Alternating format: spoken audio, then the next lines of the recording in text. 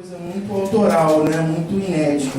E aí eu juntei resiliência, que é um tema que eu curto bastante, promoção de saúde, que é o que eu vou trazer um pouco aqui, e maternidade, de risco, gestação de alto risco. Então, eu fui falando de maternidade de uma forma geral, de mulher, aí fui falando de leis sobre essa mulher, que tipo de leis são essas, né? Que tipo de proteção é essa que se pensa para o corpo feminino? Por que mulher tem duas ciências especificamente para elas e o homem não?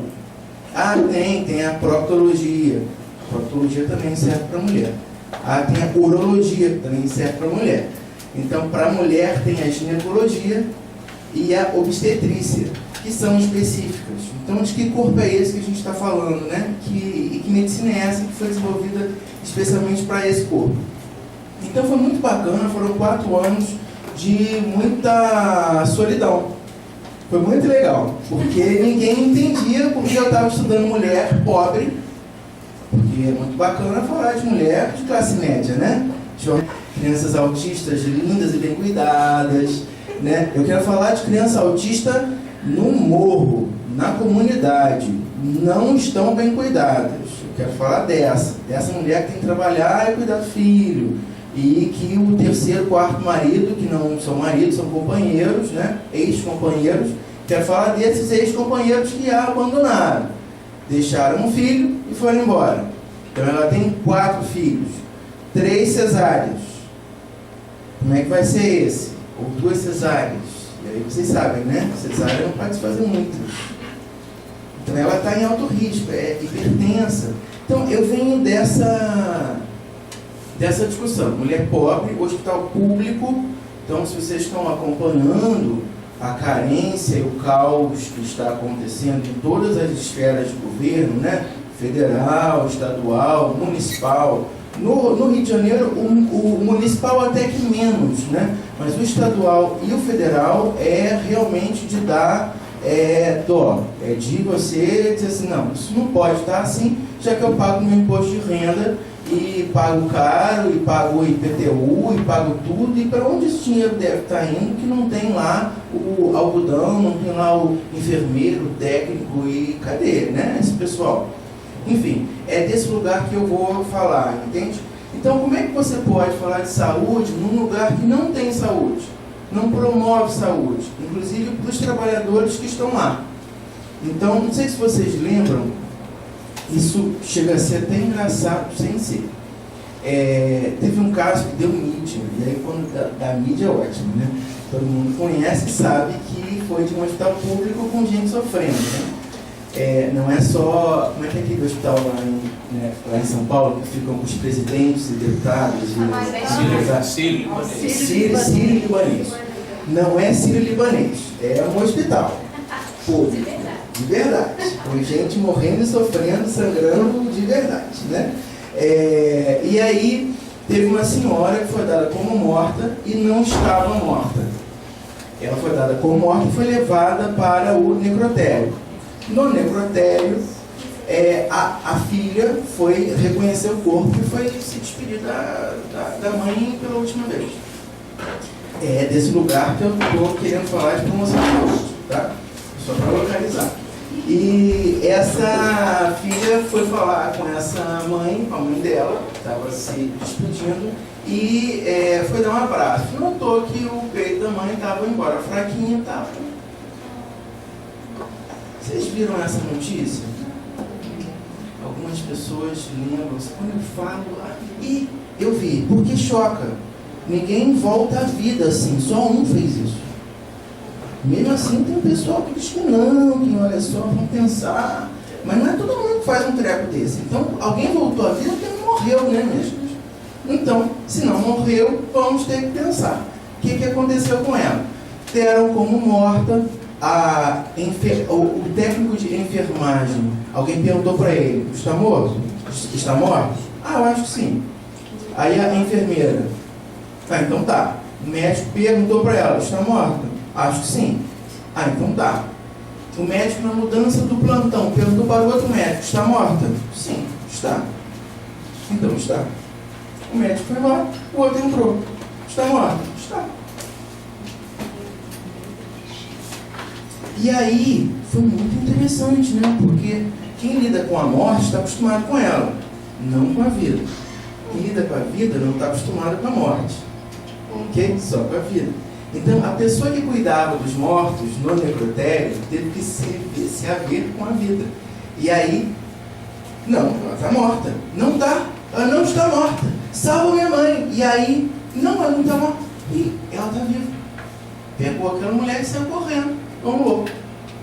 De um canto a outro do hospital, porque é assim, a arquitetura dos hospitais ela é feita para ser assim, para ter visibilidade. Então, a morte precisa ser exposta para todos, é muito legal. Então, do necrotério até a emergência, quando alguém morre lá, tem que cruzar o hospital inteiro, para todo mundo ver. E o caminho inverso foi inaugurado, né? Cruzar o hospital inteiro para emergência, para salvarem a senhora que estava na gaveta de um necrotério. Por que eu estou contando isso? Porque a gente precisava falar então de promoção de saúde para todo mundo agora. Para a senhora, para a família dessa senhora, para as pessoas do CTI, que também entraram em choque, para o trabalhador que estava ali cuidando daquela pessoa que teve que salvá-la, e os psicólogos que no final das contas todos levaram a culpa pelo acontecido. Porque o técnico de enfermagem foi demitido, a enfermeira foi licenciada e o médico também, claro, nível superior. Mas a culpa então foi de quem? Do psicólogo, que não deu o suporte para a família a tempo. Acreditem. Então a ouvidoria do Estado foi chamada e chamou a equipe de psicologia e disse assim, o que está acontecendo? Para vocês terem uma ideia que falar de promoção de saúde é tão complicado, por isso que eu estou dizendo que eu fiquei muito tempo sozinho, 4 anos sozinho, e me parece que fiquei aí, o meu tempo de Estado, não uns 12 anos, que eu não estou mais no Estado, mas fiquei um bom tempo sozinho também, com poucos parceiros isolados, nem todos psicólogos, alguns analistas estão, e agora eles querendo mesmo o isolamento da prática, né? E os enfermeiros foram grandes amigos, os TOs grandes amigos, os fisioterapeutas grandes amigos. Pra vocês terem uma ideia como é difícil, então, uma identidade na área de saúde dentro da nossa área, tá? Dentro do nosso campo. Só para começar. Então, o fato de ferir a moça rica, ela não estava ferindo ninguém. Ela tinha aprendido e estava fazendo o que a outra ensinou. Sabe quem contou, quem fez essa interpretação? A assistente social do fórum. Olha que interessante. Uma boa assistente social que faria uma leitura dessa, tá? Mas um psicólogo dentro disso aí seria sensacional. Dentro do hospital, essa história que certamente aconteceria lá ia ser incrível. E olha o drama. Para o advogado, 6 meses de convivência da moça rica com um bebê não é suficiente para um vínculo ser feito. Então, para a justiça, de fato, vamos tirar o bebê da moça rica e botar para a moça pobre, que é a mãe biológica. Então, nem aí para o vínculo que foi feito, né, daqui logo no pós-parto. Que a mãe biológica não teve, percebe? Eu não estou dizendo que tem uma com mais razão do que a outra, mas as duas precisam ser escutadas. E não vão ser pelo juiz. Tá? Certamente não. Então pensa aí. Esse pessoal daqui não sabe fazer essa leitura fina. Tá? E a gente tem aqui uma questão ilusória de que a gente é capaz de vencer a morte. Então a gente pode dizer tudo que vai acontecer sobre a vida, início, meio e fim, e que a gente, então, para fazer isso, a gente tem que medicalizar a vida. Tem que trazer o medicamento como técnica, como instrumento máximo, como recurso para conseguir esse controle absoluto dos corpos e das mentes e das pessoas e das subjetividades. tá? Assim que as neurociências descobrirem uma pílulazinha para cada sentimento humano, a gente vai ser aposentado, a gente perdeu a nossa profissão. Porque se ele é tímido, é só tomar uma pílulazinha lilás de manhã, 2 horas antes de você ir para a sua reunião, que você tem que falar alguma coisa. Se você quer ser extrovertido, muito extrovertido, extremamente extrovertido, mas não quer perder a sua consciência pelo álcool, toma uma pílula rosa de noite e você vai pegar quantas mulheres você achar capaz de pegar. Então vai estar lá, né? Garanhexe. E aí você toma lá a pílula, toma 2 para dar uma garantida e você vai, né? No dia que isso acontecer, a gente pode escolher outra profissão, porque a nossa profissão acabou, porque cada sentimento, então, uma química, né? Então a gente não vai mais poder pensar em sentimentos, a gente vai estar ao sabor da evolução da química. Não estou desmerecendo a química, eu estou vivendo de química, nos próximos 28 dias eu estou vivendo de química, né? Mas essa química é para mim, eu estou no controle dela, percebe? Esta química eu estou no controle dela. É onde eu sei, né? É onde eu sei. Para as ciências humanas, falei um pouquinho do direito, né? Direito à vida é de quem? Então, quem é a mãe? E a gente tem algumas situações bem complicadas nesse tema de bioética, né? Então, você desliga os aparelhos, você não desliga, então você está estendendo a vida de alguém, isso é bom, isso não é.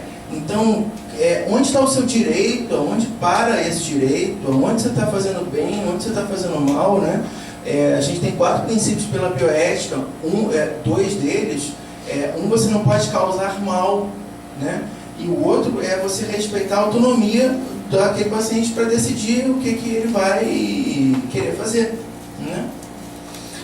A antropologia tem uma área bacana falando de antropologia da saúde, só estudando os temas de como é que a saúde toca a vida das pessoas, como é que os técnicos e com conhecimento técnico também podem chegar na vida dessas pessoas de uma forma mais tranquila, com menos resistência, né? Muito interessante. E aí você vê grandes cidades, pequenas cidades, né? Umas outras figuras, a rezadeira em algumas cidades pequenas, né? Alguns núcleos pequenos, e parteiras, né? Aquela mulher mais velha que já fez muitos partos, então ela é que vai ser chamada não só no parto, mas também na febre daquela criança, e aí começa, né? Você não vai no hospital, né? Agora você não vai mesmo, né? Se puder chamar ela, você não vai mesmo no hospital. E aí a gente topa, então, com uma área de saúde coletiva que, na verdade, só acontece aqui no nosso país, né? Na verdade, é saúde pública. Ela é pública, ela se dá no espaço público, né? Das instituições públicas, tá? E aí tudo isso, por onde eu entro, onde isso acaba, eu entro pelo posto de saúde, pela unidade básica de saúde, eu paro naquele hospital geral, agora tem a tal da UPA, não vou falar mal da UPA, porque se eu vou levar mais uns 15 minutos da minha apresentação, gostaria, mas se sobrar tempo eu falo mal da UPA, tá? Eu sou contrário, absolutamente contrário à formação da UPA, ela está destruindo o sistema de saúde, tá? Que todo o circuito planejado pelo SUS. Então, se você bota uma faca no SUS, é evidente que ele não vai dar certo, ele está sangrando, né? Até a hora em que ele vai morrer também, né? E não está vindo nada no lugar dele. Não estou dizendo que ele seja o melhor das coisas, mas não está vindo nada no lugar dele para substituir, tá? E aí a nossa queridinha psicologia tentando dar conta dos mistérios da subjetividade humana, né? E a gente está em vários campos e aí eu estou tentando propor algumas saídas para vocês. Aí vem as definições maravilhosas, né? Aquela linda, que eu já fiz a crítica. Olha, estado completo. físico, mental, social, e não somente a ausência de afecções e enfermidades. Então, no primeiro momento, a gente vai ver ali, era só a questão biológica. Agora expandiram, mas continua na mesma porcariada, que é o completo. O problema não é o quê? É o estado 100%. Percebe? O estado saudável é o máximo possível. É a melhor Gestalt. Que já é uma tautologia, né? Porque Gestalt já é o melhor. Né? Então é o melhor possível. É aquilo que foi possível fazer. Isso para mim é saúde. Então para alguém com Alzheimer, se ele identificar que ele já consegue saber quando ele já comeu, quando ele não comeu, para mim já é ganho. Porque muitos não sabem que já comeram. E aí eles criticam os cuidadores que não serviram o almoço. Então, deixa o prato dele sujo um tempo. Ah, mas como é que você vai ficar aquele prato sujo? Vai! E o prato tem o nomezinho dele. Quem comeu no meu prato? O senhor. Ah. Deixa mais um tempo. E agora ele sabe que ele comeu. E isso vai juntar com a percepção dele de saciedade. Cognitivo, experiencial, beleza. E agora, que bom, você cuidou de mim. Aí entra o afeto. Então, isso é o que a gente tem de melhor para hoje. É o que dá para hoje. Percebe? Eu não vou conseguir que ele melhore a memória dele, que eu consiga alguma... Não vou conseguir isso. Então, é o que a gente tem para hoje, né? Tá. Então, ó, descarta. Olha que lindo isso aqui. Década de 60. Saúde e perfeição morfológica, acompanhado de harmonia funcional. Que lindo, mas é muito bacana. Integridade dos órgãos, do bom desempenho das funções vitais, vigor físico, então não basta estar tudo bem, tem que ter vigor. Equilíbrio mental, já começamos aí para um negócio que hoje em dia ninguém tem. Apenas considerados em termos do indivíduo e ao nível da pessoa humana. Então descartamos todas as outras questões.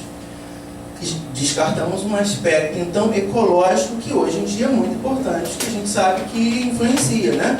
Viver numa casa com 15 pessoas é diferente de viver numa casa com 2, 3 pessoas. Percebe que é bem diferente. Eu não sei se é melhor, mas que é diferente. Que tem uma influência, tem, né? Então, para esse completo, o equilíbrio mental aqui, isso pode ser fatal para algumas pessoas. Eu venho de uma casa com uma pessoa. Se me colocar numa casa com 15 pessoas, esse total equilíbrio mental e vigor físico vão para a cocura.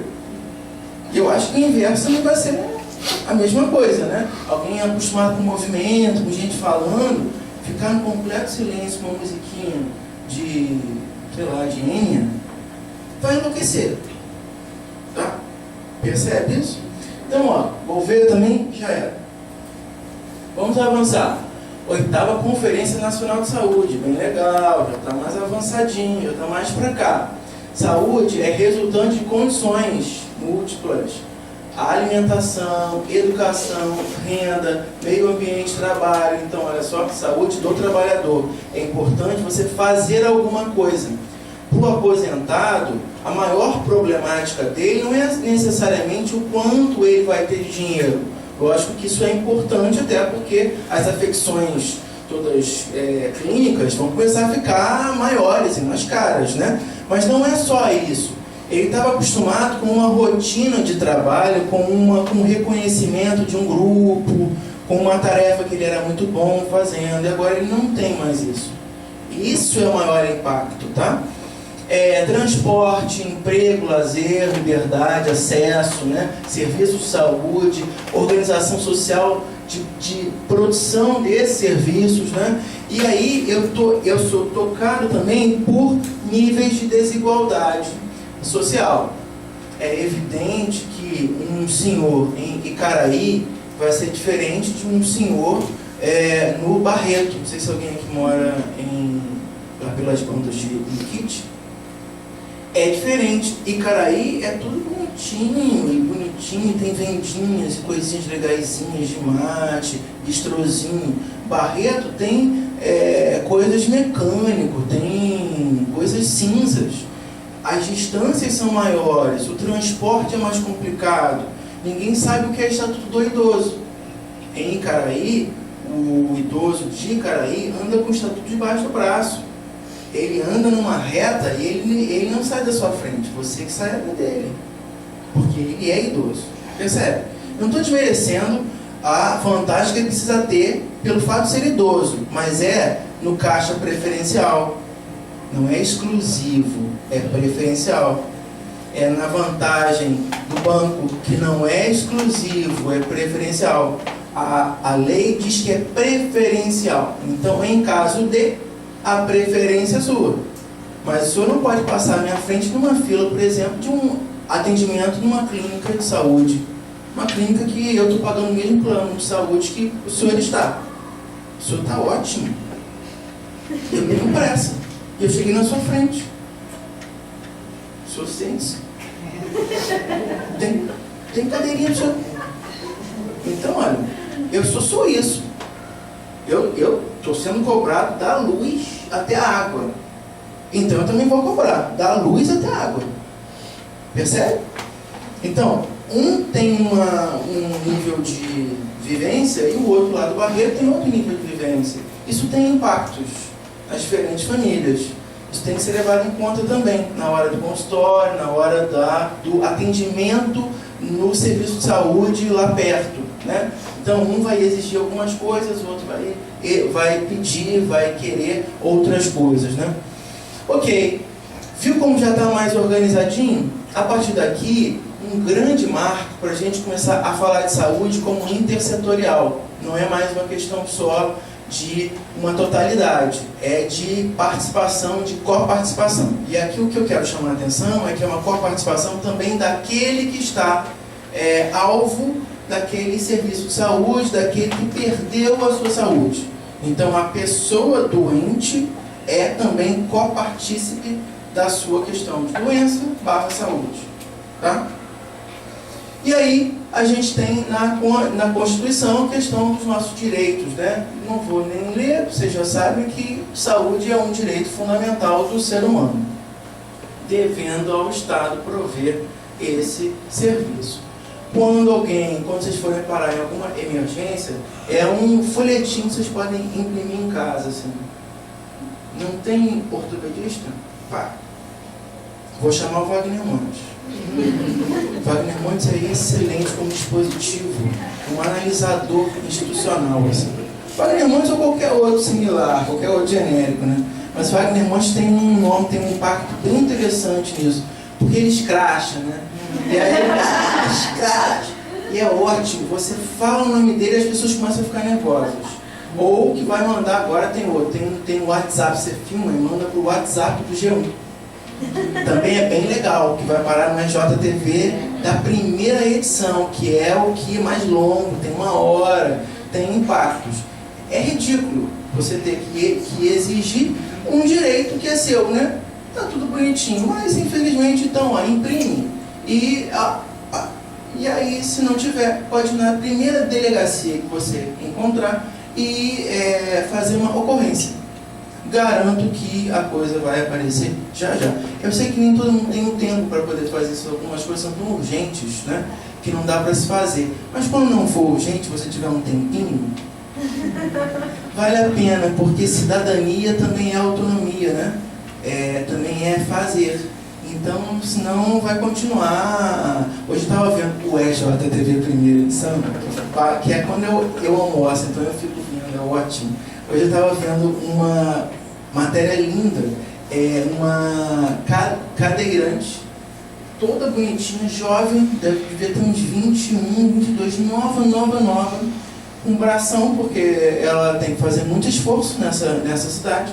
Lá em Niterói, estavam filmando ela descendo as rampinhas, né? Tem rampa pintadinha de amarelo, bonitinho, né? Mas ela é assim a rampa. Então, a rampa, deixa eu ver, ela desce assim e a rua é assim. Então ela encalha. É muito legal, então fizeram. Olha, então desce, fulano vai então mostrar, não sei o que, que absurdo. Aí ela desceu e ela encalhou. O que aconteceu? Agora eu estou encalhada. na Rua da Conceição, é lindo, foi realmente bonito. E ela é jovem, imagina uma pessoa de mais idade que não vai ter força muscular para sair daquele encalhe, né? Aí ela, olha, então eu consigo sair, mas eu perco um tempo. Eu conheço outras pessoas que não querem. Sabe o que eles disseram? Foi muito legal. Reconhecemos isso e vamos mandar uma equipe até lá para verificar. E estamos, só para verificar, e estamos muito atentos que nós precisamos então rever algumas leis. Foi isso. Nós vamos mandar uma equipe, mas nós precisamos, na verdade, rever algumas leis. E aí o cara falou uma coisa maravilhosa. Olha, vocês me desculpem, mas leis nós temos. Aí tinha as leis todas impressas. Leis nós temos e não são poucas. Então não precisa mais rever nada, as coisas já estão aqui. Eu tenho que ter uma ação, alguém que traga, pega isso daqui e bote em prática. Rever é uma piada. Isso foi dito em meio-dia e 15, meio-dia e 20. É maravilhoso, é maravilhoso. Chega a ser vergonhoso para o gestor, né? Que está aí tendo que dar conta de uma... E, de fato, mandaram outro dia uma foto de uma dessas rampas e tinha um poste. Então você subia na rampa, a rampa já era, e quando você chegava no topo da rampa tinha um poste. Gente, isso é contra... cadê o acesso? Você não tem acesso. E a todos. Então eu cadeirante, preciso também ter acesso à instituição de saúde. Alguém precisa me levar, e não é uma ambulância, até porque não vai ter essa ambulância que me pega em casa. Ela não vai chegar. Eu preciso dar conta de chegar até lá. Entende? Isso tudo é saúde também. Então, eu estou só chamando a atenção de que eu tenho que ter muito falado, pensado na recuperação, que é só remédio, remédio, remédio, alta, alta, alta, mas eu tenho 500 milhões de coisas antes que não são feitas ou são feitas à la Bangu. Nada contra Bangu, mas à la Bangu pela expressão, de qualquer maneira, né? Tentando rever leis que já estão prontas, né? Então, lugar que tem muita lei desnecessária, não segue leis necessárias. Ponto. Não precisa de tantas leis. As coisas já estão prontinhas, é só cumprir, é só fazer. A gente tem leis maravilhosas, né? Então, veja só, psicologia e saúde pública. Então, já falando de saúde de uma forma mais organizadinha. O Ministério da Saúde e da Previdência eram juntos. Para quem é mais velho aqui, sabe que eles eram juntos. Então, saúde, quem tinha plano de saúde, ou tinha alguma guarda de saúde, eram pessoas que trabalhavam e os sindicatos davam um médico. Quem não tinha emprego, então não tinha direito a médico. Isso não podia ficar assim. Então, eu preciso planejar alguma coisa que dê conta de saúde para todos os brasileiros. Isso foi um passo importante. Depois, em 88, a gente tem a nossa Constituição, que foi um negócio importante depois na redemocratização, né? E importante, de fato, para a gente avançar. Sistema Único de Saúde em 90, dizendo assim, ó, isso vai se organizar desta forma. Eu entro com pequenas coisinhas no postinho, coisas mais de emergência no hospital geral, e lá eu vou ter uma equipe maior, com psicólogo, assistente social, fisioterapeuta, TO, fono, médico, enfermeiro, várias clínicas de médicos, vários enfermeiros, intensivistas, pessoal de pronto atendimento, emergência, pessoal de NEL. Eu tenho todo mundo envolvido nisso, tá? Psicólogos especializados também, tá tudo lá pensado nessa equipe, né? E eu tenho modelos de assistência. Os dois primeiros não deram certo. Esse médico privatista é o que a gente conhece, né? A gente fica doente e procura o médico. E o médico fica lá esperando a gente. Então, eu não sou médico privatista, tá? Ele me passa um monte de coisa, eu saio feliz. Recuperei a minha saúde, tá? Até o próximo momento que eu fique sem saúde de novo, em crise de novo. E que não vai demorar, sempre vai demorar. Sanitarista, campanhas, né? Então tem campanha para usar, sei lá, camisinha, campanha de vacina para idoso, mas quem pode tomar? Um grupo específico, é muito legal, né? E esse grupo específico nunca é alcançado, então fica sobrando vacina. Eu mesmo não tomei a vacina para gripe. Peguei a gripe avançou para cima. Não que essa vacina fosse impedir que eu pegasse a gripe, porque vacina ela só protege para uma gripe, para um vírus. Desculpa se eu desiludi vocês, mas a vacina ela só serve para um vírus, que é uma convenção. O ano de 2015 a convenção é o vírus X. O ano passado foi o Y, foi o K, foi o J, e assim vai. Se der a sorte de ser esse, você fica protegido. De qualquer maneira, nem esse eu estou. Tá? Ok? Essa campanha também não dá certo, porque ela tem época, ela só funciona naquela época. Os outros dias do ano, não tem nada que me diga que eu estou salvaguardado, né? Tá? Então, a terceira proposta é mais interessante, eu vou então atrás dessas pessoas, na vida delas, no cotidiano delas, tentando levar para elas, na especificidade do estilo de vida que elas já levam, alguma notícia sobre saúde. Mas é aplicada, não é aquela saúde pensada no livro, no manual. Então, eu tenho uma diferença, e eu nas minhas aulas de saúde coletiva sempre falava isso: prevenção é diferente de promoção. A prevenção, ela fala de a informação é a coisa mais importante, não importa quem. A promoção é uma informação, mas o importante é o informante, a ação, é alguém que eu atinjo. Esse aqui é o grande barato. Então, quando eu falo com a minha gravidinha lá, olha, psicólogo não é só para maluco. Você é maluca? Eu não sou maluca. E você não está falando com um psicólogo? Estou. Você vai ficar aqui na próxima meia hora, porque eu tenho papo à beça. Eu sou bom de papo. Vou ficar meia hora aqui? Vai. Você vai ficar esperando mesmo o seu médico? Você não vai sair daqui tão cedo. Você quer uma água? Aí eu começava a bater um papo. E eu vou falando sobre nada de gravidez. Falando sobre filhos já existentes, né? Maridos, que não são maridos, são companheiros. Emprego, que eu não tenho porque eu sou grávida de risco. Dinheiro, que eu não tenho porque eu sou pobre. Beleza, que eu não tenho porque eu sou feia. Mas isso não me importa, porque eu já tenho 3 filhos. Então, os 2 dentes que faltam na frente, que para mim, para o meu código de estética, de classe média, é fatal, é quase que letal, é fatal, né? É fatal. Você está proibida de sair de casa. Para ela, aquilo não tem menor impacto, porque ela já tem 3 filhos. Então isso ela não vai conquistar mais homem nenhum. E o homem que ficar com ela vai ser por amor. E é verdade. Ok? Então, eu vou falar de dieta, mas não essa dieta de você tem que comer uma barrinha de cereal de 3 em 3 horas. Mas o que é uma barrinha de cereal, doutor?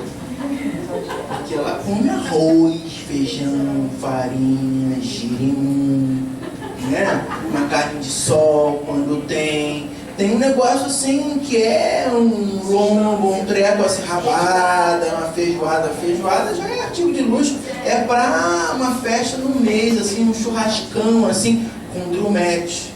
O churrascão é do drumete. Percebe? É uma outra coisa, não tem picanha, filé mignon, como a gente pensa, não. É drumete, é asinha. Compraram 2 pacotes de asinha, então é o que tem. A sua, você não vai botar o sal. Que tal? Pega umas 3, experimenta sem sal. E as outras você deixa no sal. Para ver se você sente. Você bota, bota um azeite, faz de uma outra forma. O que você acha? Eu vou tentar, doutor. Já está melhor do que o sal que vai afetar a hipertensão dela. Então eu estou falando de hipertensão na vida dela, de uma forma aplicada. É muito melhor. E estou dizendo para ela Me diz, o que você fez? Ela tem autonomia para dizer. Eu fiz ensopado, doutor. Fiquei tão apavorada que eu fiz ensopado. Não deixei nem ninguém assar nada para mim. Ensopei, papai, e achei que ficou ótimo. Ou fiz lá no azeite, fiz lá na manteiga e achei que ficou ótimo. Beleza, está melhor do que se você colocasse aquele sal todo. Então veja só, tem um caminho aqui que a gente não pode esquecer para a gente se incluir nessa brincadeira. Nós, psicólogos e especificamente gestalterapeutas, falando da área de saúde. Outro dia eu fui avaliador de um artigo que juntava Gestalt e saúde numa instituição. Muito interessante, falando da equipe de saúde, pensando saúde dentro de uma instituição dessas que atendem pessoas de baixa renda. Muito legal. Teoricamente consistente, tinha lá aquelas coisinhas de sempre, né, que a gente corrige, manda para poder voltar e voltar, mas que é um início de uma construção importante para a gente, né? Se a gente não constrói esse espaço técnico, a gente não vai conseguir espaço, um território na instituição, né? Percebe? Para quem gosta da área de saúde. Então vamos avançar para falar especificamente desse cenário. Então todo mundo entendeu que promoção de saúde é aplicada com a coparticipação daquele que não está saudável, daquele que é alvo da intervenção, tá? Ele é a pessoa mais importante desse processo. Então é uma crítica àquele paradigma anterior que lida com a doença que se instala e eu dou um show nessa doença e ela vai embora, misticamente, né?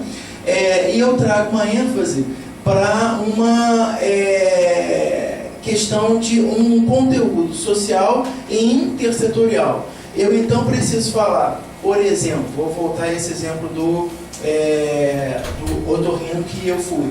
Eu sei que a base de tudo é alérgica.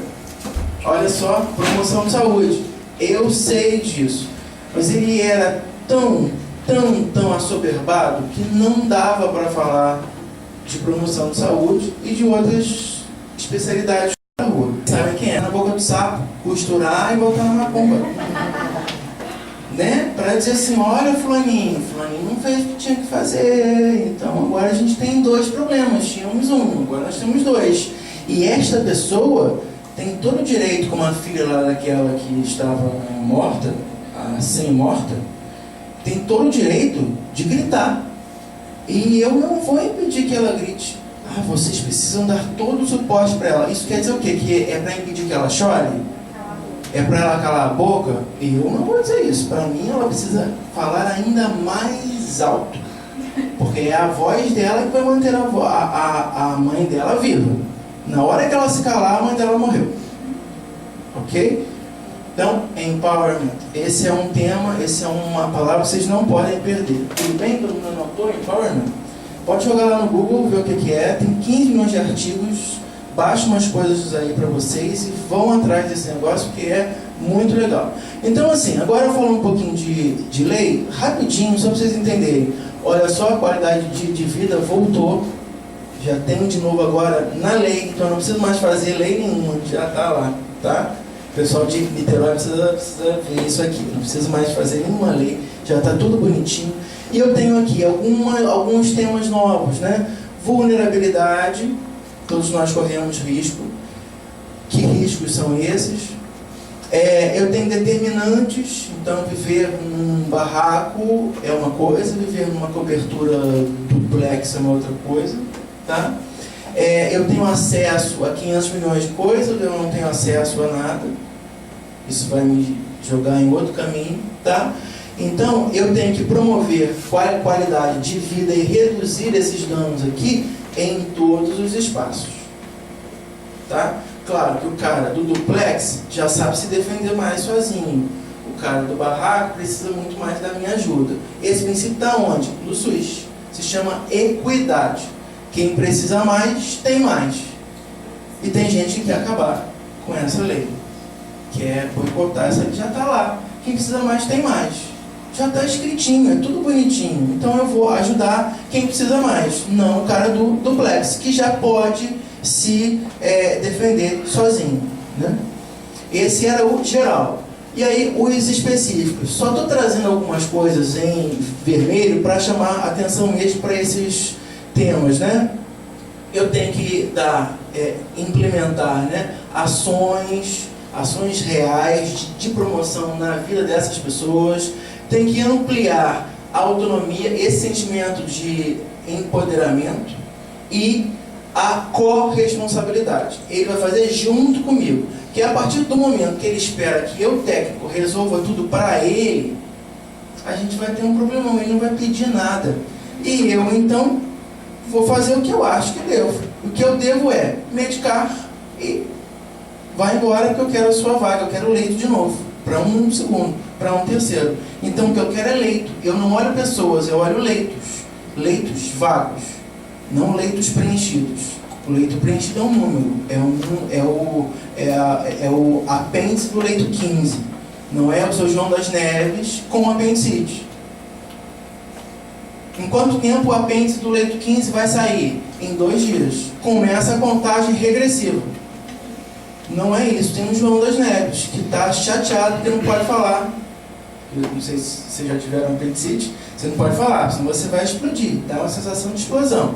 Você está inflando.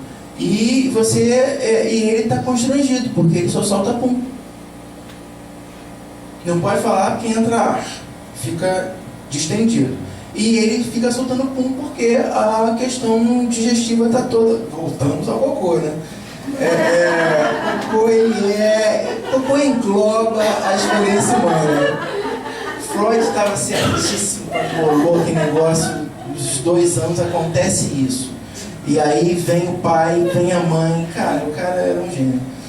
E aí, e então eu tenho uma concepção ampliada de saúde. Era nisso que eu estava querendo chegar. É muito mais do que um corpo adoecido. Eu tenho intervenções, tenho pessoal que está pensando nesse corpo, e eu tenho o dom desse corpo, que é também co-partícipe dessa brincadeira. Posso passar? Aí, então, só para voltar especificamente, medicina, que é um antagonista, é feito novela mesmo, sabe aquele antagonista que, se ele morre, o mocinho não sabe fazer mais nada. Então, nós, psicólogos mocinhos, nós precisamos do médico para a gente se queixar.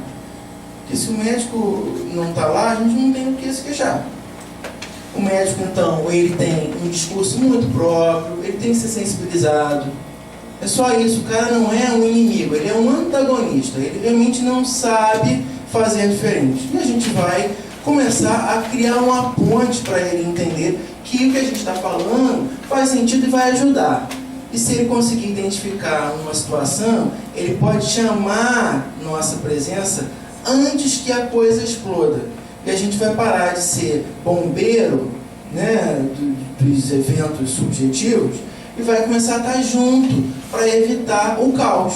E aí a vida dele, inclusive, vai ficar mais fácil. Tá? Conceito de risco. Não vou nem entrar nesse tópico, eu já falei um pouquinho da minha tese, só para vocês entenderem. Risco para quem, né? Vulnerabilidade e estilos de vida. Então, a dependência química, por exemplo, entra aí. Se eu ando num grupo e esse grupo outro dia passou uma coisa, agora está super em moda, voltou, né? Tal do lança-perfume, e agora mais químico do que o outro que tinha feito moda, voltou, então muito mais letal, né? De fato, as pessoas, os jovens, alguns têm morrido, bem, por 500 milhões de motivos. O corpo de uns é mais vulnerável do que o corpo de outros. O impacto para uns, então, é muito mais fatal do que o impacto para outros. Mas, de uma forma geral, a química envolvida ali é muito mais forte do que de 2 gerações anteriores. E aquela química está disponível. Então, agora sim, não há legislação sobre isso. Façamos a legislação, queridos. Agora sim é necessária, não é desnecessária. Agora é necessária, né? Tá? Então é um estilo de vida. Então o funk, sei lá, o punk, sei lá qual é o negócio, lá o passinho, pede grupos, pede um nauseamento, pede que eu esteja entorpecido. Então vem lá maconha, vem não sei o que, papapá, lá. O que eu vou ter então depois disso? Todas as consequências dessa dependência. Então lidar com isso é compreender também o circuito de elementos que estão disponíveis ali para o jovem e fazem parte do repertório de ações daquele grupo, daquela comunidade. Se eu consigo inverter esse polo, né, eu consigo trabalhar com polaridade aí, e aí eu consigo que aqueles elementos saiam do campo. Então eu vou para a rede social, aqueles que usavam vão para lá para fazer o efeito contrário. E aí a gente vai sensibilizar um grupo, um jovem, e aí começa um outro processo, né? Tomara que dê certo, porque senão vai ter uma outra pandemia, né? Como é o crack hoje em dia. Determinantes de saúde, então, situações externas, né? A educação em saúde, que profissional é esse que está sendo formado? Que tipo de publicidade que a gente dá? Então, essas campanhas de camisinha que a gente tem segunda-feira de carnaval, 8 horas da noite, vem aqui comercial, só com, né, com vários globais, com gente bonita, sexy, papapá. Quem é que está vendo comercial, segunda-feira de carnaval, 8 horas da noite? Nossa mãe. Menos o público-alvo, que já está em ato. Sem a camisinha. Então, se vai ser em fevereiro, né? Fevereiro, março, tem que começar agora. Para já criar o hábito de manter a camisinha dentro da carteira.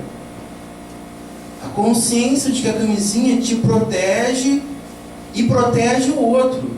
Te protege do outro. E aí começa, né? Você começa a se pensar intersubjetivamente. Você não se pensa nessa condição, né? Você e o outro. Você, eu, tu. Você só pensa na coisa, né? Eu, isso. Então, o sexo é um procedimento. Então, ó, gostei de você. Então, é isso. Precisa de camisinha? Não. Você é um procedimento.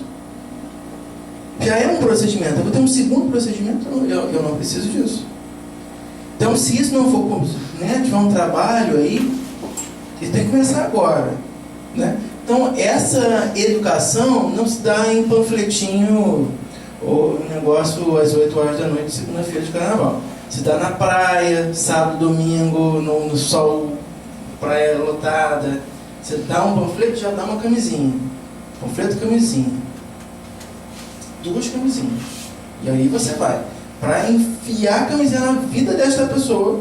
Para onde ela olha, ela vai ver camisinha. E aí cria-se o hábito. Assim como você come pão de manhã, você toma Nescauzinho, você usa camisinha. E aí você, só a masculina, tem a feminina também, outras coisas, né? Enfim, vai dando uma raiva, né? Não sei se vocês se sentem assim, vai dando uma raiva, vai dando um negócio. Santa awareness, bate. Vai dando. E aí a questão de recursos que são interessantes, mas não são únicos, né? Por que eu vou nesse médico ainda, apesar de todo o egocentrismo dele? De ficar lá da sala dele tentando controlar o meu dia de coisa aqui. Porque ele não me pede para fazer um raio-x de seios da face. É muito legal. É um saco, eu já sei. Mas tem médico que precisa do raio-x de seios da face para saber que eu estou bom. Só que até fazer a porcaria do exame, pelo plano de saúde, porque eu já pago muito caro, eu não vou pagar o exame extra para ser mais rápido, eu sou incapaz de fazer isso com o meu dinheiro, então eu vou esperar. No que espero, eu já até saí da sinusite, ou eu já morri. Então, o que eu faço? Eu procuro um médico que seja mais clínico. Ele me olha, ele vê, não sei o que, aí ele pergunta desde quando, como é que tá, você é assim, assado, pá, ele dá uns 2 tapas na cara, ele dá um jeito lá que ele sabe o que é. E aí ele faz, olha, não vai dar para entrar tão leve como a gente fez da nossa última vez, agora vai ter que entrar com antibiótico. E aí eu fui negociar o antibiótico, então bom, foi, percebe? Então ele saiu dessa centralidade, embora ainda muito centrado na figura da autoridade, ele já saiu desse protagonismo da imagem, já voltou para a questão clínica como precisa ser. O clínico essa questão clínica é de debruçar-se sobre, né?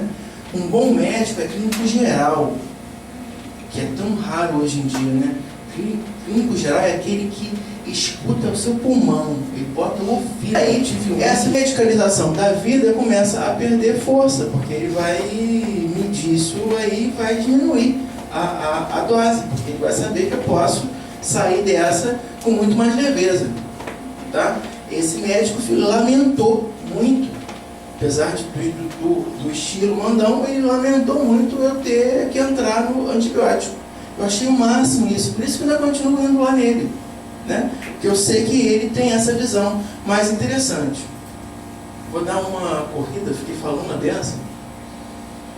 Aí a questão do risco, falei para vocês, tem uma diferença enorme entre essa questão do senso comum e a questão do discurso técnico, né?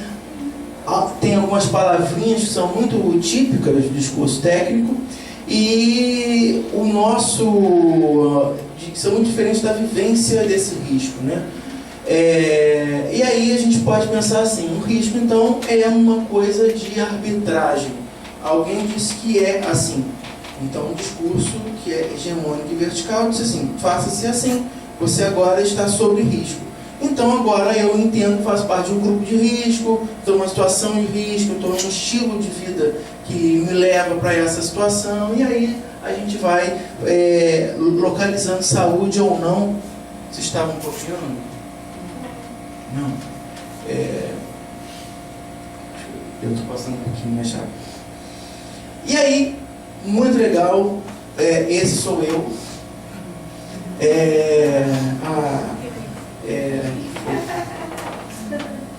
E aqui, um cara que vocês conhecem bastante. Então, o problema da saúde, que não é problema, é a solução. Eu tenho a saúde e a falta dela, ou a ausência dela, ou a busca por ela, com uma abertura ao risco. E estamos aí exatamente para isso. Então, para morrer basta estar vivo. Para estar doente basta estar saudável. E é isso, e faz parte da corrente natural da vida. É essa noção que eu queria trazer para vocês. A abertura, e não como um peso, como, que lástima, meus pêsames por, tá? Se você, como muitos profissionais que lidam com câncer, por exemplo, muitos chegam, e quando chegam conseguem trabalhar com uma leveza, né? Com a morte inclusive, chegam nisso com uma tranquilidade, né? Porque entendem aquela doença como um acometimento, como qualquer outra doença. E aí encaram com o mesmo cuidado, com a mesma dedicação, com a mesma preocupação que teriam com qualquer outra doença. Diferente do pesar que o senso comum tem quando sabe que alguém está com câncer. Não é? A gente pensa assim, nossa, tão jovem, nossa, tão bonito, nossa, tão... Nossa, nada. Enfim, assim como qualquer doença crônica. Eu acho a diabetes tão fatal para a subjetividade humana como o câncer. Meu Deus, por quê? Porque eu gosto de doce. Tem o mesmo impacto. Se for botar numa balança, é o mesmo peso. Para mim. Você está brincando? Não. Mas é de morte. É de morte que eu estou falando também. Percebe? Então eu já estou vivendo essa ideia de abertura. O que eu estou fazendo? Já estou começando a diminuir o doce. Não tenho caso na minha família, mas já sei que se acontecer um treco desse, vai ser uma tragédia. Então, vou começar a fazer o negócio direitinho, bom, fazer uma dietinha, comer mais fruta. O doce está na fruta. Beleza, tá bom. E a gente vai. Ele vou lá, não vou nem encostar perto dele. Vocês vão ver. Eu vou chegar perto dele, vou sentir o cheirinho, aí vou conversar com um, vou conversar com outro e não vou comer. Tá aí gravado. E aí eu trago trago essa questão, essa articulação, né, entre o conceito de resiliência. Então eu sou capaz de me reinventar nessa doença, articulado com a questão da promoção de saúde, tentando encontrar recursos pessoais, né, na relação com o grupo ao qual eu pertenço, para conseguir a superação da situação de adoecimento. Se eu tenho auxílio nisso, tanto melhor. Se eu não tenho, eu sou capaz, com esse grupo bacana, então eu nunca fui contra confusão nas enfermarias. Então dava hora de visita, aquele negócio, não, vamos lá, um de cada vez, não. Eu quero o grupo da sua igreja aqui com você, fazendo uma corrente. Vocês são de qual igreja? Ah, nós somos de tal. Que ótimo. O senhor vai ficar? Não, porque eu tenho muita coisa para fazer. Mas vocês podem ficar à vontade. Eu só quero, antes de vocês começarem, ou depois de vocês acabarem, falar com fulana e ciclano. Aquilo vai ter uma efetividade excelente. Eu não posso impedir isso. Ah, mas eu não sou desta fé. Ok. Também não sou desse time, certamente. Não sou desse gênero, certamente. Não tenho isso que ele tem. Certamente. Não me chamam fulano de tal. E qual é o problema?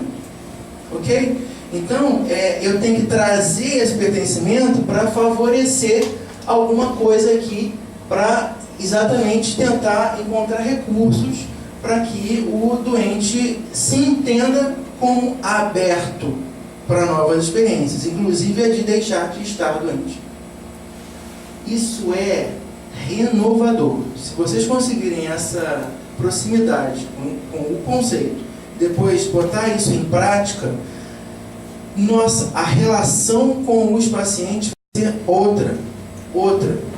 Vai ser até contagiante para outros pacientes e para a equipe, que vai ficar chocado como é que você conseguiu que aquele paciente que não queria fazer o procedimento, 15 minutos com você, ele já quer fazer o procedimento. Magia deixava eles acharem que era para ficar no senso comum e eu ganhar mais empoderamento ali dentro, né? Quanto mais empoderado, e chegou o bruxo, ok. Não olha muito para mim não, porque eu vou capturar a sua alma. Eu vou fazer um feitiço e vai ser agora que você vai me dar assim no seu banco. E as pessoas riam, achavam graça, mas iam comigo. Começavam a ir comigo, para ver o que eu falava que era tão especial. Não falava nada de especial. Eu só descobria quem era fulano, de onde ele vinha e o que ele estava passando. Então eu fazia as perguntinhas chave. Não ficava, como é que você está? Ele me aproxima. Então, olha, eu sou o fulano de tal, sou psicólogo, não te conheço. Estou aqui porque a equipe me chamou. Contei alguma mentira? Tem alguma mentira até agora? Se eu não trabalho com a verdade, eu não posso esperar a verdade do paciente também. E aí começou errado. Vai ter um meio errado e vai acabar muito errado também. Tá? Isso é óbvio, né? Vamos então, e aí, risco, grupos de risco, mapeamento, aí também sou eu estava inspirado, peguei umas coisas legais. E aí, então, olha só, eu tenho então que repensar essa ideia aqui do que é risco, porque senão todo mundo vai começar a ter problemas. Eu tenho que encontrar, então, potencial. Mais uma vez, Gestalt, né? Tem que tentar encontrar saúde em pontos de pedras de toque, né? Como a gente fala. Tem que encontrar qual a sua pedra de toque. Teve um caso que eu atendi. Deixa eu até deixar aí, tem alguém anotando. Uma moça que não queria fazer uma cirurgia, ela tinha quebrado o fêmur e ela não queria operar. E aí era um choque, né? O ortopedista veio falar comigo. Para um ortopedista vir falar com um psicólogo, o negócio já está. Né? E aí eu achei aquilo engraçadíssimo. Não, eu vou lá falar com ela. Aí fui, não sei o que. E aí perguntei, o médico já explicou para você, o seu fêmur, papapá, se você não fizer a cirurgia, você vai ficar com uma diferença grande na sua perna, você vai mancar, isso não tem problema, doutor. E aí, mas como não tem problema? Eu também. Então não é disso que a gente está falando, é de uma outra coisa, né? Mexi, eu vou encontrar esse negócio e é hoje. Eu não saio daqui enquanto eu não encontrar esse treco. E aí descobri. Bem, como é que uma moça nova, 30 anos, tinha uns 3 filhos, que é uma coisa normal, né? No Duque de Caxias, normal ter 3 filhos. Então não tem nada especial. O marido, aí ela deu aquela estremecida, opa, então é no casamento. Estremecida, papapá, fêmur quebrado, acidente. De onde você foi, não, de onde você saiu, onde você estava, quando você foi atingida pelo carro. Aí ela desabou. Pedra de toque, acertei. Óbvio, vocês sabem de onde ela estava? Nenhuma. Ah, vocês estão muito por dicas hoje. Vamos lá, já dei todas as dicas. Estava com outro num hotel. E aí ela foi atingida por um raio divino para castigar pela luxúria do ato. Então, Deus assim o quis. Então eu vou ficar manca porque Deus assim o quis. Eu vou fazer jus a isso que Ele planejou para mim. Eu não devia estar lá. E Ele me disse isso. E aí fui mexer, bem. Então, Ele está aqui? Ele está aqui. Onde Ele está? Está na clínica tal. Você se importa que eu vá falar com Ele? É sigilo profissional. Isso não vai para o prontuário. E aí ela disse, não, eu não me importo. O senhor me dá essa palavra? Claro, eu te dou a minha palavra. Está aqui meu nome, se quiser eu te deixo o meu crachá. Aí ela topou, aí me deu o nome, eu fui lá, falei com ele. Aí uma pequena mentirinha para o bem, né? Assim, olha fulano, tudo bem? Aí foi tudo bem, porque não tem problema de falar tudo bem. Sabendo que não é tudo bem. Eu estou te perguntando tudo bem, mas eu sei que você está aí, sei que não sei o que você faz na vida, bem, eu já sei o que aconteceu, ok? Estou vindo lá da fulano de tal, e ela tem que fazer uma cirurgia, ela não vai fazer. Você se importa que eu diga para ela que você disse que se ela não fizer, você vai falar com ela? Você vai dizer o que aconteceu? Não importa. Se isso vai fazer com que ela se opere, então eu vou dizer isso. Você vai confirmar isso depois? Vou confirmar isso depois. Então, ok. Nós temos um pacto aqui, É importante, eu expliquei o procedimento todo. Perguntei se ele precisava de mim, ele falou que não, está tudo certinho. Então tá bom, então eu volto aqui para dar notícias depois. E, por favor, você vai manter essa história porque é fundamental para o status quo da nossa nação, né? Aí deu tudo certo. Voltei, consegui dizer que ele tinha pedido para ela fazer e ela topou fazer a cirurgia. Percebe? Então, olha como eu tive que ir lá um pouco mais profundo do que necessariamente ela está com uma resistência, ela não quer fazer, então ela está com uma fantasia inconsciente, não ia dar tempo de ver a fantasia inconsciente dela, e era um problema muito mais figural, estava muito mais disponível para mim, muito mais ali. E naqueles, como Heidegger dizia, né, nos existenciais, era um existencial bonitinho, sexo. A sexualidade humana é um dos existenciais mais maravilhosos que tem. Todos somos atravessados por ele. Vai da freira, qual é o nome daquela vai da Madre Teresa de Calcutá, que eu acho que aquilo era farsa, porque não é possível, tá? Até o mais lascivo até o Marquês de Sades. Todo mundo é atravessado pelo existencial sexualidade. Então, veja bem, estou aqui falando um pouquinho, e aí, tudo bem? Vocês estão acompanhando? Como é que aquele último ponto chega na nossa rotina diária? Através da medicalização. É um instrumento que a medicina encontrou fantástico de localizar os corpos, de coagir esses corpos, controlar todos nós, tá? E aí, primeiro, pela questão química e agora por todo o resto. tá? Todo o resto. Então, o branco não é à toa, o jaleco não é à toa, nada é à toa, tá? Ok? E aí, alguns autores aí tentando comentar, né, que a gente tem que repensar isso aí, que é só um dos lados dessa moeda. Então, esse corpo é exposto, né, ao exame, à intervenção, mas nesse corpo eu tenho um sentido de uma existência, né, que está encarnada em alguém. Eu não posso esquecer nunca isso. Esse alguém tem um nome. Então, eu preciso me apresentar enquanto nome e cobrar o nome dessa pessoa. Então, se alguém aqui trabalha em alguma instituição de saúde, ou até numa escola mesmo, né? Você precisa falar com as pessoas chamando pelo nome. Tá? Sempre. A não ser que seja teu chefe ou diretor do hospital. Eu não chamava doutor, porque doutor sou eu. Ele não é doutor. Então eu chamava o senhor, pela idade. Nível superior, nós dois temos. Percebe? Então, ficava um senhor que ele achava que era doutor. Ele lia doutor, e eu lia senhor, pela idade. Né? Agora, médico, fulano de tal, como é que você está? Tudo bem? Eu estou ótimo. Né? Interno, ficavam danados, quase falei uma palavra aqui, ficavam danados, porque eu entrava na sala e pegava o prontuário da mão deles.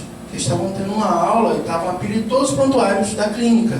E eu tinha que evoluir no prontuário. Eles ficavam danados porque eu tirava o prontuário deles. Mas eu tirava, mesmo. Primeiro eu pedia, aí uma má vontade, aí voltava depois, e não posso ficar refém de um estudante. Eu estou desempenhando minha função pública, então eu tenho que pegar o prontuário, eu tenho que evoluir. Porque eu vou voltar aqui, vai me atrapalhar. Eu vou entrar. É ele que está bebendo da água, eu estou no meu trabalho. Então eu pegava, eu já tirei o prontuário da mão do aluno. Um tantinho só. Ficava ali do lado dele. Que é para chocar, que é para dizer que aquilo não era dele. Eu podia, numa boa, tirar, ir para outro lugar e voltar. Mas eu acho que era pouco educativo. E esse mecanismo de opressão, que é o prontuário é meu, não, queridinho. É nosso. O prontuário é, inclusive, do paciente. Se ele quiser ter acesso ao prontuário, ele pode entrar aqui também e pedir. E você precisa, como interno, ceder. Então fica quietinho no seu canto, que é melhor. Então eu vou dar uma pulada nisso aqui, que a gente já falou um pouquinho. Foucault, um grande autor para a gente pensar essa história dos corpos dóceis, de um poderio sobre esse corpo, né? De uma tecnologia que disciplina, tá? Só trouxe algumas ideias. Um outro autor que é riquíssimo, vale a pena vocês correrem atrás dele, o Ivan Illich, tem um texto clássico de 1975, clássico, que é onde ele trabalha essa ideia de iatrogenia. Vocês sabem o que é isso, né? Iatrogenia é quando a gente numa intervenção técnica, tentando promover a saúde, a gente faz o inverso, causa o mal. Então a gente quer fazer, vamos então estender a vida dessa senhora. E ninguém está pensando no mal-estar que isso vai causar. Questão de disputa de bens, o filho que depende dela e tem um negócio de, de curatela, que depende dela, questão de documentação, e papapá, e ela está sofrendo horrores, já está há 3 anos nessa onda. Ninguém pensa nisso. Eu tenho que estender a vida dela. Então eu estou fazendo um bem, mas estou causando um mal. Eu estou operando e estou comentando sobre a saída da noite anterior. Tem muito isso. Eu estou 2 psicólogos no corredor comentando sobre um caso iatrogênico, né? Ou chegou aquela criança, os 2 continuam conversando sobre a criança, iatrogênico. Então eu estou fazendo um bem, eu estou trocando informações sobre o caso, mas é na frente do alvo do negócio, então não vai dar certo, tá? Então ele está tentando dizer que a medicina moderna, ela se organizou para fazer o bem, mas na verdade ela está causando mais mal do que bem. Interessantíssima essa ideia, tá? Com esse discurso de imagem, por exemplo. O tempo que estão esperando para saber se eu vou fazer o negócio dos seios da face, se todos os indícios clínicos já me dizem que eu estou com a bactériazinha lá, está tudo inflamado, o toque já dói, eu balanço a cabeça, eu quase morro, eu não consigo abaixar a cabeça, todos os sintomas de sinusite, eu que não sou médico já sei. Então você está fazendo o quê? Você quer ganhar dinheiro, alguma coisa do exame de raio-x, ou sei lá, o laboratório está te dando dinheiro para eu ter que ir lá? É isso? Não. Então, você está me tirando uma coisa importantíssima, que é a minha autonomia sobre o meu corpo. Percebe? Então, são dois autores que estão discutindo esse cenário e falando de um poderio e tentando desmistificar também esse poderio. Tá? E no meio dessa confusão, nós, que a gente está falando, está tendo que conviver com esse profissional.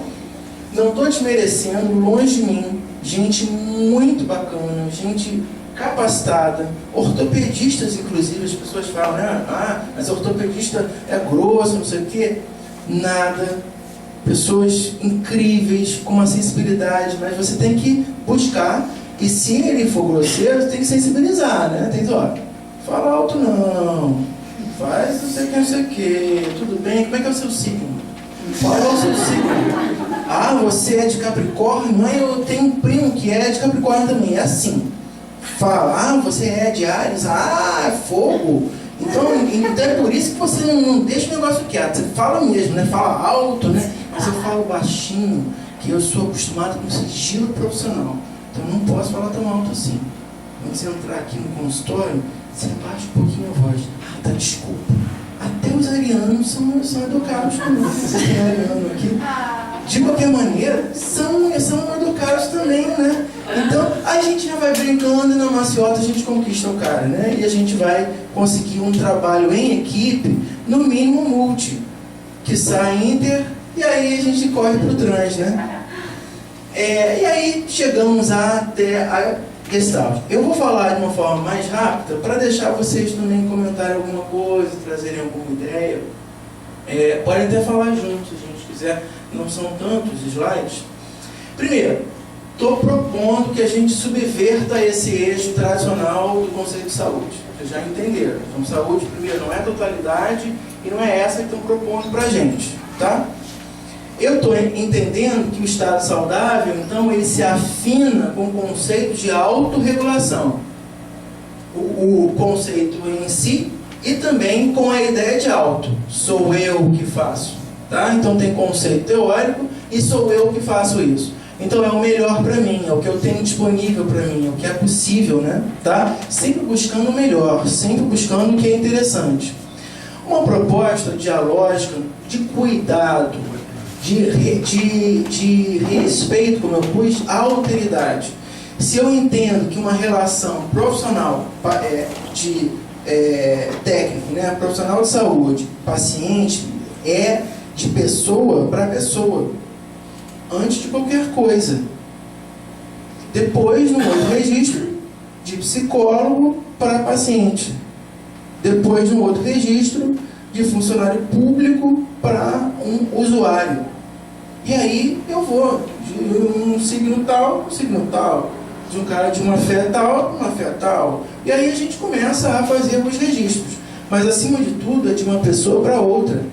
Então eu tenho que respeitar isso antes de pensar em diagnóstico e de pensar no instrumental que eu vou usar para essa pessoa. Isso serve também para a história do consultório, né? Então, primeira coisa, era muito engraçado, todos os meus estágios, todas as minhas supervisões, as primeiras perguntas eram: o que eu vou fazer na próxima supervisão, Guilherme? Não, no meu próximo atendimento. Qual é a próxima técnica que você vai me ensinar? E aí eu dizia: olha, a técnica esteja lá, né? Vá, chegue na hora Seja simpático, sirva uma água para o adulto, se for uma criança, e vá com uma roupa confortável em casa de criança, né? E não ceda ao silêncio do adolescente. É isso. Não é contra você, ele é assim. Isso já é uma técnica. Não, isso é vida. Isso é experiência. Então vai. Aí voltava, isso aqui não sei o que. Tá, e agora? E a próxima? Chega na hora. E aí, porque não tem, né? Eu não estou preocupado com o instrumental. É claro que tem. A técnica 1, 2, 3, 4, 5 mil, mas ela tem uma função 1x, 2x, 3x, 4, 5 mil. Que só faz sentido com aquela pessoa em determinado momento. Então, sei lá, um diagnóstico de hiperatividade, né, que é o mais gostoso hoje em dia, né, as pessoas adoram. Agora está uma onda de autismo, né? Todo mundo está querendo identificar autismo. Eu acho que ele é autista. Alegre, né? Meu Deus do céu. Reze para não. Bem, eu não estou falando de diagnóstico. Isso vai ficar em segundo plano. Tá vendo como é gestáltico completo? Eu não estou desqualificando. Eu estou botando ele num segundo plano, porque o primeiro plano é a pessoa que tem. Então, psicose é uma coisa, psicótico é outra. Percebe? O grande problema dos lacanianos, por exemplo, eu falo isso, eles ficam possessos, eu falo isso no filmado, né? Mais possessos ainda, e eu falo isso para eles também.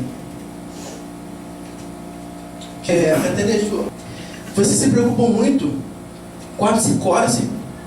Eles estudam muito a psicose, que linda. Ela está ótima. Eu quero saber dos psicóticos que encarnam essa psicose. Sobre isso vocês não sabem me dizer. Aí eles ficam danados. Aí vem e atacam, né, que a gente não tem trama teórica. Papapá. Eu falei, temos muita. Inclusive, além do horizonte. Vocês que não conseguem capturar o negócio. Aí começa uma briga epistemológica, né? Mas na verdade é epistemológica porque a gente parte de outros pontos, né? E chega em outros pontos também. Enquanto eles estão muito preocupados com eles e outras linhas, estão muito preocupados com o diagnóstico, e aí até a gente pode falar de TCC também. Ela precisa do diagnóstico antes para propor o programa de ação. Beleza, é uma rede, ela está enredada no próprio veneno, né?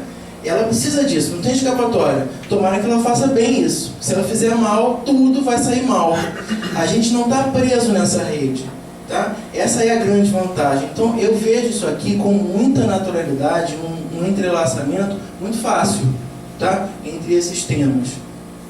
Então aqui eu estou, lógico, falando óbvio, né? Promoção, encontro, estímulo, viabilidade, estados e possibilidades mais saudáveis. Então, se você não é capaz de abandonar o cigarro, se você fuma um maço inteiro, me parece que um cigarro sim, um cigarro não, você pode abrir mão. Isso é 50%. 3 cigarros a menos no dia. Em algum momento você vai ter, vai sobrar ao final do dia 3 cigarros. 3 cigarros santos. A cada dia, menos 3 cigarros. O que você vai fazer com esses 3 cigarros? Você vai quebrar, vai incinerar, fazer alguma coisa bem simbólica com eles. Mas isso não tem impacto. Tem, são 3 cigarros a menos. E assim a gente vai. Tive muitas grávidas que continuavam bebendo, continuavam fumando, a gente sabe, né? Síndrome alcoólica fetal, e papapá, todos os dramas possíveis. Mas com a redução de danos, que é na verdade a técnica final, a gente tem uma possibilidade de um estado mais saudável. É o ideal? Não, mas eu também não acredito nesse ideal, tanto que é de ideia, né? É ideal, é de uma ideia. E a ideia eu só proponho, ela é uma proposta lá longe, eu quero falar de uma coisa que é possível aqui. E aí eu estou resgatando a autonomia desses sujeitos, estou propondo isso pelo menos, né? Só para a gente fechar, uma visão, renovada então de saúde, mais ampliada, em detrimento da ideia de doença. É aqui quem trabalha com isso é psiquiatra, psicólogo pode falar de saúde. A gente aprende psicopatologia, lá, psicopatologia 1, 2, 3, especializada, geral, papapá, é muito legal. Mas só para saber conversar com um médico e entender a linguagem deles e da justiça e da perícia para poder se comunicar. Porque, na verdade, isso vai fazer muito pouca diferença para a gente em muitos quadros.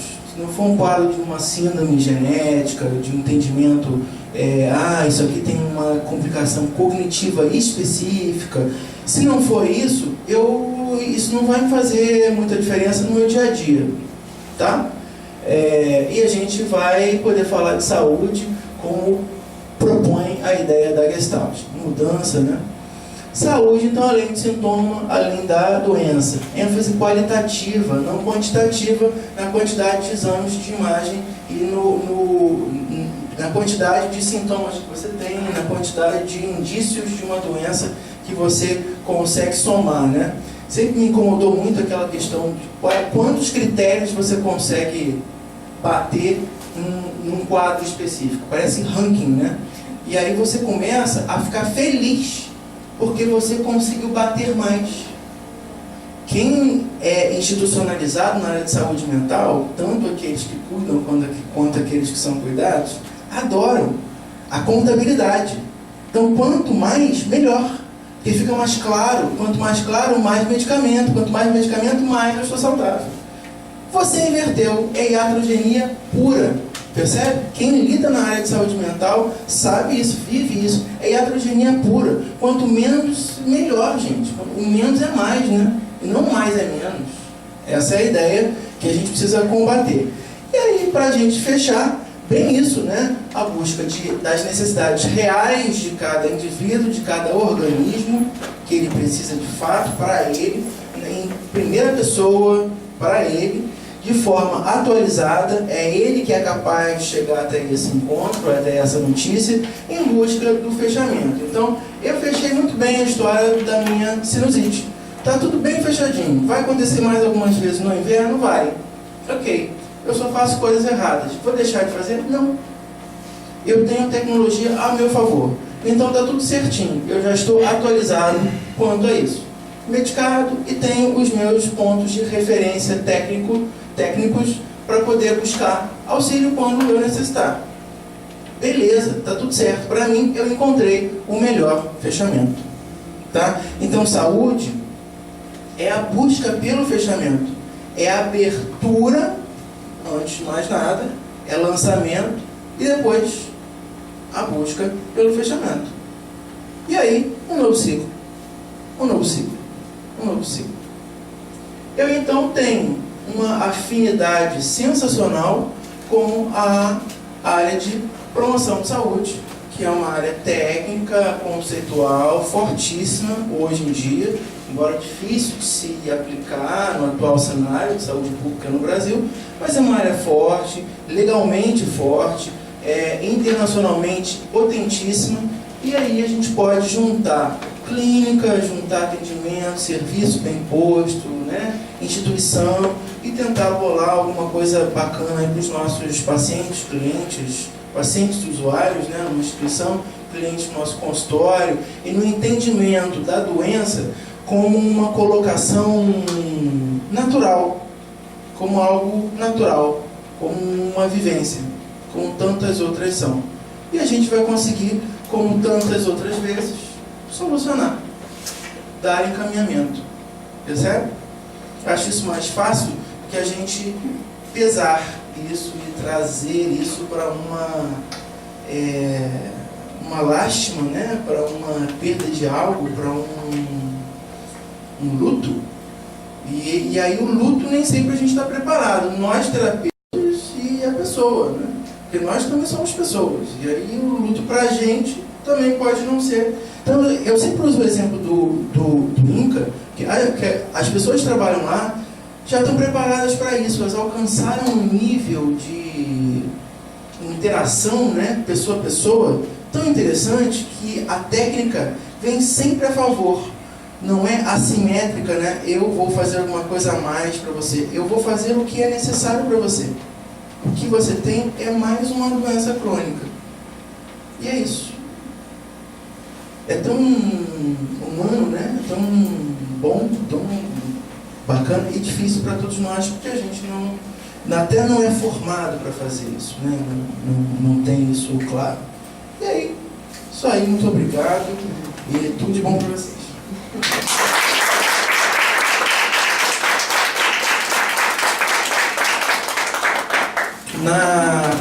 Naquele primeiro slide, eu tenho o meu e-mail, eu botei o e-mail lá, vocês viram? Anotaram?